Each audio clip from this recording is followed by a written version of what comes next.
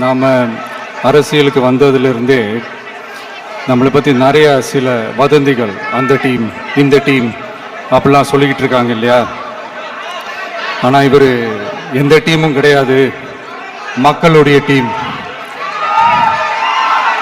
Peoples team அப்படின்னு எல்லாருக்கும் தெரிஞ்சதுக்கப்புறம் வேற என்ன அவதூறு பரப்பலாம் இவர் மேலே அப்படின்ட்டு ட்ரை பண்ணி எல்லாமே அவங்களுக்கு ஒர்க் அவுட் ஆகலை.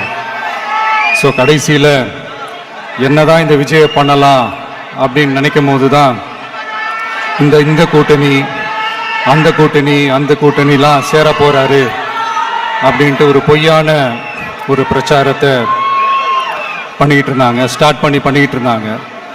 இந்த நியூஸ் எல்லாம் கேட்டு நீங்கள் கொஞ்சம் கன்ஃபியூஸ் ஆகிருப்பீங்க. அதனால் இங்கே மறுபடியும் ஓப்பனாக தெளிவாக ஒரு விஷயத்தை நான் சொல்கிறேன். நாங்கள் எப்பவுமே மதச்சார்பற்ற கொள்கைன்றதில், அந்த ஸ்டாண்ட்லேயோ, மதச்சார்பற்ற சமூக நீதி என்ற அந்த நிலைப்பாட்டிலேயோ எப்பவுமே சமரசம் வச்சுக்கவே மாட்டோம்.